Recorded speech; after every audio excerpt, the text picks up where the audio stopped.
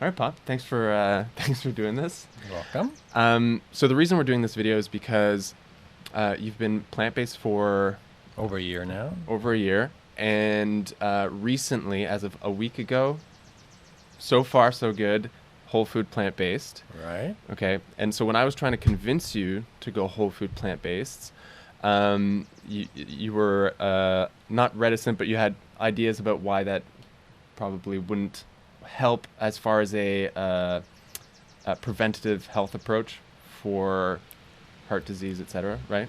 Or therapeutic, right? Right. So before we get into that, let's first just talk a little bit about you, just at the stage as to who you are. So you're a radiologist, physician, recently retired. Just give me a bit of the CV. Well, in terms of diagnostic imaging, I was an adult radiologist for about a year, about 10 years, and then 20 years in I've done pediatric radiology, but I do have a background of training and some interventional radiology. So interventional means what? Because usually you don't look When at... you physically intervene, whether it's by doing drainages or doing arterial... What's a drainage? You got layman's terms here, please. abscess drainage from the body somewhere. Okay. As in like a cyst or something? A cyst, an abscess, whatever. And historically, angiography, where you inject dye into arteries, or venography, veins, to historically make a diagnosis, and as interventional radiology has evolved, now becoming more therapeutic. In fact, a lot of the imaging in making the diagnosis is now made by CT angiography or magnetic resonance angiography, if we're talking about arteries. So a lot of the interventional radiology is now to treat in some way. Okay. So a radiologist, generally, you look at the images, x-rays, people probably think that a radiologist from the general population just looks at, bones and stuff like that. Do you usually look at images of hearts? Would you do a diagnosis if this person has heart disease or not? Or So a lot of the diagnostic imaging of the heart is done or monitored, supervised by cardiologists. which you're not. Which I'm not. There are some exceptions, certainly more exceptions in the U.S. than in Canada, but there are some centers in Canada where radiologists are still actively engaged in cardiac imaging. Okay. And in pediatric as well, certainly as a hospital for sick children. But a lot of it's done through cardiology. But all to say that when you look at an image of a heart that's gone through, like an angiogram, etc., you understand what you're looking at, right? Well, historically I've been trained to look at those, but in practical sense, a lot of the imaging and the intervention, if we're going to talk about coronary arteries, is done through cardiology. Okay. Yes. And before we talk about the image that the physician cardiologist Caldwell Esselstyn showed in his talk, it was like a 14-minute video. I'll put a link to this to his video on this video, so they see that. There was a particular image that you saw that sort of shifted things, and then you were pretty gung-ho about going whole food plant-based. But before we do that, we should talk about the basics of, I guess, a healthy heart first. Well, how is it performed, for example, to access the coronary artery, and they come off the aorta, which is the largest artery in the body. It rises from the heart. So to access those small arteries going to the heart, you typically either go through the femoral artery, which is in the groin, or you use the radial artery in the wrists. But sorry, this is to do what? To do an angiogram. Okay, so this is to inject the lightly irradiated dye. To access means to put a catheter in the artery and go upstream. Okay. To the level of the heart in this case. So you get the access through those 2 points.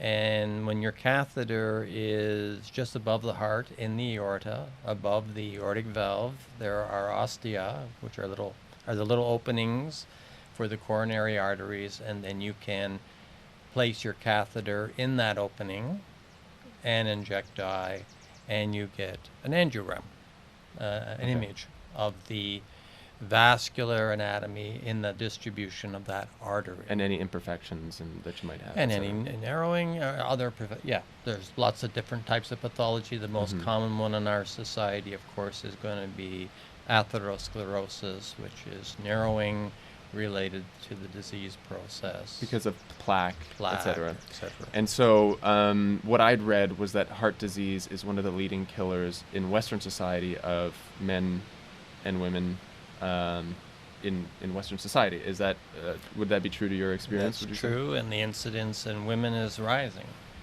interestingly. So, and there are a lot of risk factors related to this. Smoking is high on there, and we're going to talk about diet, and diet is a significant one as well. Okay. So. And at what age do people start? Does this become an issue? And it's considered normal, right? To be, you're at a certain age, you get heart disease. These are the things that happen, right? Which is why people get put on. I think it's quite variable. It depends on the individual's risk factors. Family history is a significant one. Do they smoke? Are they obese? What is in their diet? Is their cholesterol high? Do they have a hyperlipidemia? People in their 30s can develop coronary artery disease and ischemia and die of heart attacks. It's possible, right. But it progressively, the incidence increases with age and all those factors. Okay. So do you want to talk first about a healthy angiogram heart? That's okay. Okay, we're going to talk about healthy heart? How to perform and look at a normal coronary artery. Okay. This is just to set the stage so that people understand why when you looked at this other image that it was... Because to me, I look at this compared to the other image we're going to talk about that Caldwell Esselstyn used, and I don't really see much of a difference, so... So for a coronary angiogram, you have a catheter that's been introduced in the aorta, and usually in the femoral artery, has been goes up through the groin. Up through the groin, pelvis, abdomen, thorax, loops around the aortic arch, and here we see it in the aorta above the valve. And the tip of the catheter is actually in the left coronary artery, and they've injected dye, and you see the distribution of dye within the artery. The things to look at is the caliber of the artery, and you want a normal caliber. That's in the thickness? In the thickness, right? And you want a smooth margin to it, and you can see how smooth this is, and the caliber decreases, of course, as the further out you go in the artery. Okay. So there's no narrowing, and you can actually see these arteries going all the way out to the apex of the heart. So this is a normal appearing angiogram with no areas of narrowing, so irregularity. But this is an image of a heart, right? Well, it's an image of one of the coronary arteries of the heart. Got it, yes. Okay. And the heart requires its own blood supply to function properly. And when you have ischemia, you might have significant narrowing of the artery, and that area of distribution of blood, that area of the heart might not function properly and can result, of course, in the symptoms of ischemia, angina. And what's angina? Angina is basically a ischemic phenomena related to the heart, resulting in symptomatology, whether it's pain. You got to use words that people understand. Symptomatology, I don't know what that means. Symptoms. How do you feel? Okay. You might be nauseated. You might be sweating. Okay. You might have chest pain. You might have arm pain. You might have neck pain. There's a whole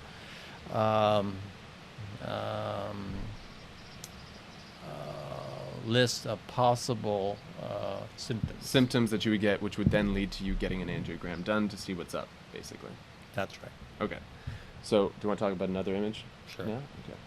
So, maybe we should talk about stents and like what Okay. the establishment procedures for dealing with this kind of thing. Okay. So, with the advent of the heart-lung machine, meaning you could stop the heart and bypass blood through the heart-lung machine, so the blood is reoxygenated, enabled advances in cardiac surgery, including coronary artery bypass. So if we go back to the other image,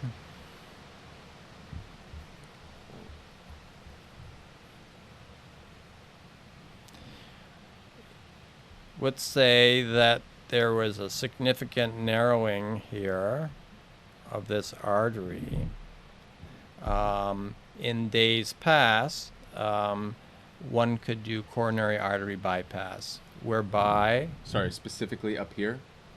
I'm just giving an example. Okay. Say there was narrowing here.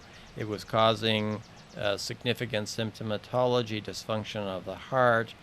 How could you remedy that? You could do a bypass. And bypass meaning you take veins from...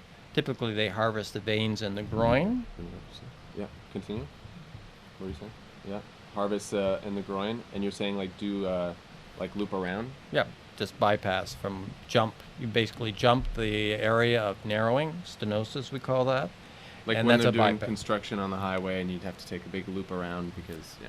That's right. And so that was bypass surgery. It involves a thoracotomy, which means you open the chest, you access the You literally heart. you use a saw. It's a big procedure. Yeah. It's pretty a big, pretty intense, pretty extreme. very invasive, and there are certainly risk factors for that. And you do the bypass, and then you take them off the heart-lung machine, and of course you re-stimulate the heart to beat again. And of course the heart during that period of time was being fed by blood that's to the heart-lung machine. So So do you want to go back to the other image? yeah, well, we're going to in last couple decades, we've moved towards interventional approach. In this case, you can see that the artery in question is narrowed by plaque, and the catheter, a different type of catheter, much narrower, more sophisticated, has been advanced. Sorry, quick question. What is plaque made of? Like, what is that? Well, it's a mix of things. There are cholesterol accumulation, fibrosis, What's fibrosis? scarring, Okay. a lot of, and sometimes there's blood accumulation if the plaque has lifted, Okay. and sometimes thrombosis because that exposure has initiated a platelet-induced thrombosis. Okay. And so there's a mix of material there. At any rate, if the plaque is stable looking, as it is in this case, you can advance the catheter, which has a non-inflated balloon on it. Mm-hmm.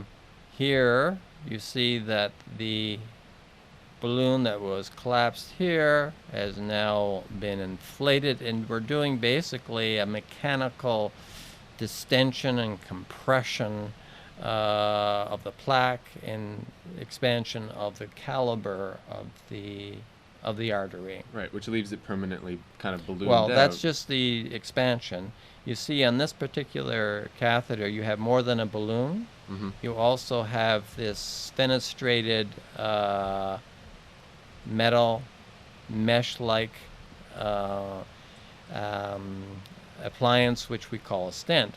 And so the balloon, it's been deployed, meaning it's been opened up. The balloon, in this case, has been deflated, and the catheter and balloon has been pulled back, and you're left with a stent that holds that artery open in that area where there was previous significant narrowing. Right. So it doesn't remove the plaque that's there, just kind of squishes it against the Yeah, arteries. it's a mechanical thing. Okay.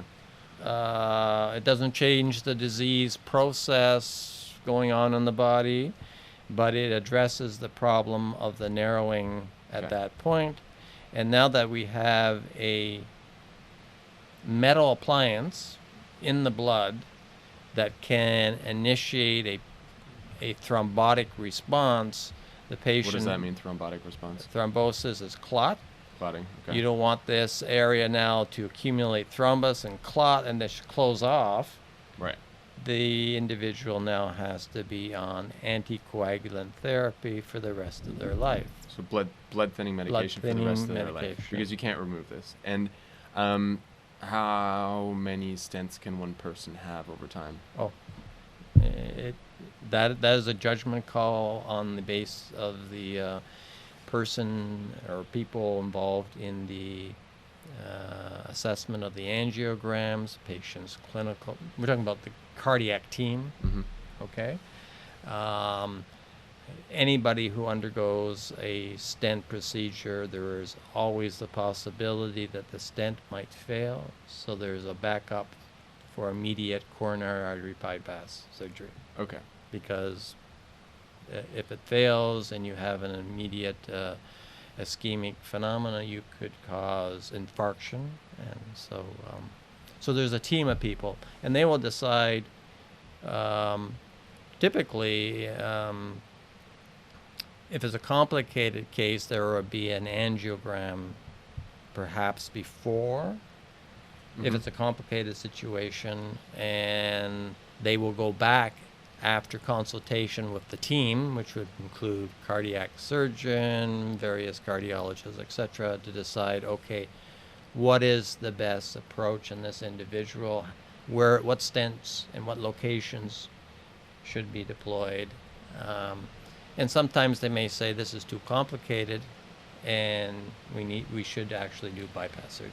So just like from a physician standpoint, like let's say hypothetically someone told you, knowing what you know, that you needed to have a stent put in and whatnot, what would you be thinking, knowing what you know about that? Like it's not like you'd be going in for, a vaccine or something. I wouldn't want to have a stent placed unless it was absolutely necessary given my clinical status. And the risk of infarction. What we're trying to prevent... Infarction being heart attack? Basically? Heart attack, infarction, that's where the muscle dies. A part of the heart muscle dies. Right. It then scars, and it becomes a non-contractile component of the heart. In fact, it can paradoxically balloon out while the rest of the heart contracts. So it becomes it can lead over time, if there's multiple infarctions, to heart failure. So, okay, basically, if you're getting a stent in, you're in a bad place regardless of whatever, and it's... Well, it may be life-saving, and at the time, usually when you go in to have an angiogram such as this, you give consent for the individual to place a stent if appropriate. Okay. So what are we looking at here? Okay. Hypothetically. Well, here we have a coronary angiogram. This is the image on the left you're pointing at? Here. Okay. This is the angiogram, and it's showing a narrowing. Yeah, I'll just do something really quick. Yeah. So you see the narrowing. Yeah, it looks like it's pinched, right? It's pinched. Okay. And you got all the features. If you look, you see how it's not smooth. It's not smooth. It's sort of ratty. It's got irregularity. There's disease here, but this is the most significant narrowing. And although there is blood supply crossing, under high demand situations. You're Mm-hmm. exercising, maybe not enough blood gets across, and you get ischemia. So we go to the next image, and this is after angioplasty, where they have crossed the narrowing with a balloon catheter and dilated here. But there's not necessarily a stent in there. I don't see a stent in this particular case. If they don't use a stent, they just done the angioplasty, which means the mechanical compression of the plaque and opening of the narrowing. Then, of course, in those cases, you wouldn't have to use anticoagulation. But more commonly today, they would follow the angioplasty with a stent because the chance of this reoccurring is quite high. Okay. So I think let's talk about this one right here. So just before we talk about this really quickly, because when I was telling you about these physicians like Michael Klaper, who was saying that basically what Michael Klaper said in his video, and I'll link it to here, that's in the Rich Roll podcast, he talked about how what he perceives happening in the future is that, well, I won't get into that detail, but basically he was saying that heart disease is completely reversible, was what he was saying, right? Based on a whole food plant-based diet, that it could wash away the plaque, etc., right? And that he basically alluded to that there'd be some element of malpractice in the future that would be involved in not telling your patient that before they go in for a bypass, that, and they open their chest and cut in their heart, that they should know that a whole food plant-based diet, at least be informed that should be an option, right? Did I understand that correctly from that video? Was that what he was saying? Roughly? Yeah, he was implying that. Yes. Okay, and so what was, before seeing this image, what was your feeling about what he was saying there? Like, what did you say? Well, that's because he wasn't using images to talk about this. He was just in a podcast talking with Rich Roll about this. Your professional opinion was like, this is maybe a pie in the sky dream scenario? Well, it's not mainstream thinking in the medical community. However, I have to say that with some reservation, dietary medicine or training in dietary arena in medical schools is not strong. It wasn't. I graduated in '78. How much training did you have in nutrition? I can't even remember. I have a nephew who's now starting his family practice internship, and I think he had one day or something, or one lecture. I'm not sure. I'm not sure if it was an hour or a day. Definitely was not more than. And if that. Okay. I think it was less. So, I mean, we talk about risk factors. Of course, one is hyperlipidemia, high cholesterol. We've talked historically in the medical arena, again, how you treat that. You reduce your cholesterol, and now which means you get put on statins. Basically, at a certain age, you just... Well, first, dietary. Yeah, they always talk about dietary. Reduce your cholesterol intake. Okay, but they don't say stop eating meat, animal products, dairy, oils, none of that, right? No, they say moderation. Moderation. Right. Great. Okay, so it's part of a multifaceted approach.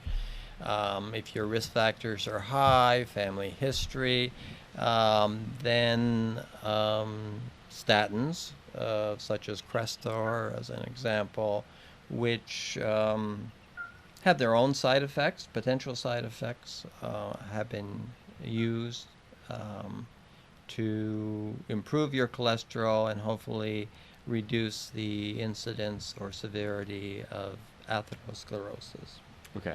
And so me knowing how little nutrition background you had in your as a physician and whatnot, and also obviously my cousin and other MDs and stuff. I think people in the general public, you know, when a doctor says something, they have MD in their name, and you just kind of blindly trust, right? Mm-hmm. And so that's why I kind of pushed back when you humored me listening to Michael Klaper, but you were like, but listen, you can't, after a lifetime of like eating these foods that are high fat, cholesterol, all that, and having this buildup in your heart, like the idea that you can just kind of wash it away without interventional practices like a stent or bypass, all that, right? Seemed not so plausible, right? Mm-hmm. Okay, so then we watched the Caldwell Esselstyn talk, 14 minutes, and he gave this example, and from that moment on, you completely changed your opinion.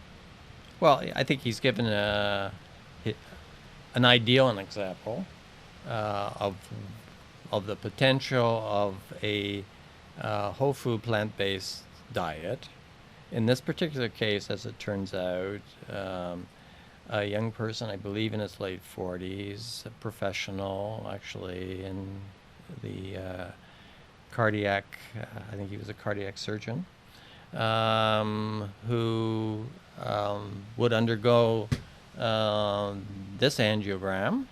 So this is the left anterior descending artery, and the importance of this is you look at the narrowing, and you see the considerable irregularity of the vessel, and importantly, this is very downstream. Meaning it's distal, it's way out there, and it's technically because you'd have to get to this with a catheter. You need it like very far, right? Yeah, and so it's basically a no-go. You can't do an angioplasty that far. You can't put in a stent that far. You can't put in a stent. It would be very difficult to bypass that because it's downstream. It's way downstream. Okay. And so it's like a ticking time bomb for this individual. And as I recall, Dr. Esselstyn, is it? Esselstyn. Recommended to his colleague, as it turned out, well, listen, here's what we've seen in terms of dietary patterns worldwide, and the difference in these population groups, how well they do when they're eating a whole food plant-based diet. Whole food diet. No added oils, no animal products whatsoever. That sort of thing. And you said, try this. Right. What does he have to lose at that point, right? That's he right. has a ticking time bomb on his heart. Now, this might be anecdotal. Sure. Yeah, but the only thing that this individual changed, to my understanding, in his life, in terms of addressing his heart problem, was this. It was this diet. And then we have about 2.5 years later his follow-up angiogram, and we see a dramatic improvement in the both the caliber and the overall appearance. See how smooth the artery is. Mm-hmm. You know, not only has the narrowing been reduced, but the artery has a much more pristine and smooth contour. And so, have you, as a professional, have you seen that sort of, this was surprising to you, right? So, well, based on you have to understand, I'm a pediatric radiologist. I left adult radiology 20 years ago. Haven't been doing cardiac work like this. But kids as young as 10 or whatnot have plaque buildup based on diet. The standard American diet. We have an epidemic of obesity in children. It's some population bases are worse than others. It's cheaper to go to McDonald's than to go and buy vegetables in a grocery, right?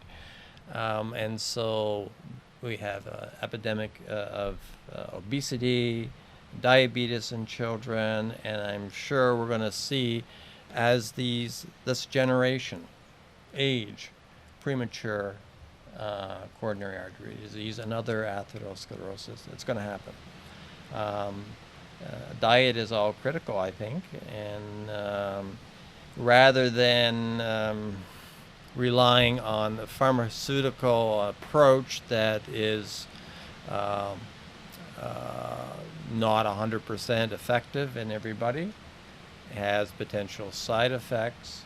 Rather than taking that approach, have people change their lifestyle, and in this case, change their dietary approach.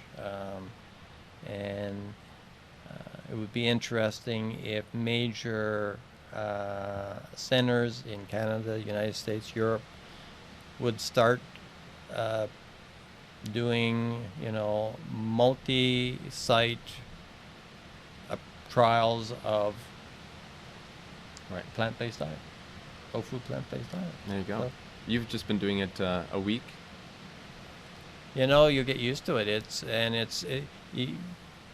You rely on creative recipes. In my case, relying on my wife, who's really into this in terms of finding books and recipes, and doesn't take long to adjust.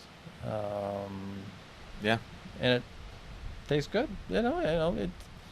Sure, you have those little cravings for chips or whatever. Mm-hmm. But you said, and I know it's just been a week, because you were already plant-based for over a year. Coming on 2 almost. For me anyway, it's coming on 2 in like a few months. But so in a week, it's hard to say whether or not you had benefits or whatever, because you were eating, not to hate on Beyond Meat. Beyond Meat is a great product, and they're trying to do amazing things, but it's not a health food by any means. But you were eating that when you're plant-based. But in a week's time, is there any kind of evidence that it's having some kind of effect? Well, even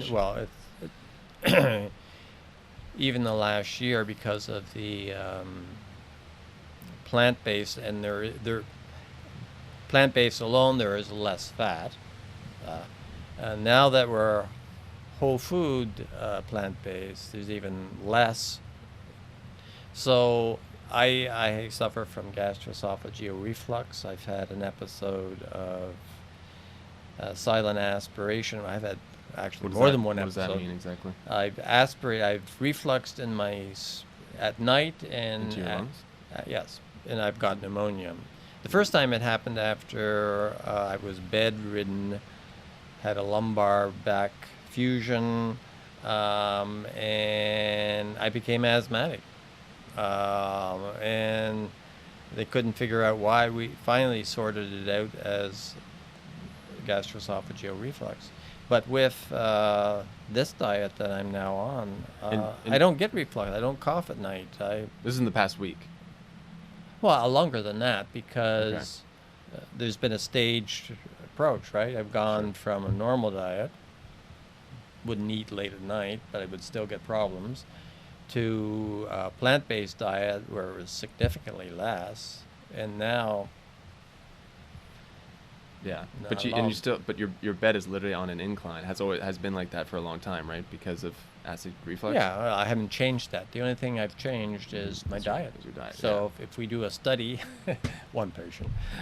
It's anecdotal, that's the only thing that I sleep better, and I don't cough at night. My wife notices I don't cough at night, and I don't get a sour taste at night. Damn! Wow.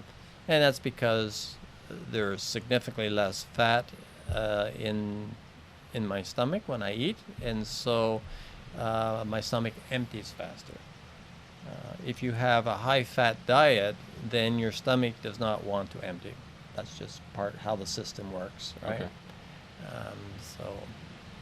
Okay. Well, thanks, Pop. Thanks for doing this. Appreciate it. You're welcome. And I think that, this example that we talked about that Caldwell Esselstyn used is anecdotal, sure. Your experience is anecdotal, but I think if more people start speaking up about their experiences with plant-based diet, it becomes less and less anecdotal and becomes more of a bigger pool of evidence, right? Right. All right. So you're going to give lots of references for people to read and We will. follow up. And I'll interview Mom Diet. about all her research. Yeah. Good. She's becoming an expert.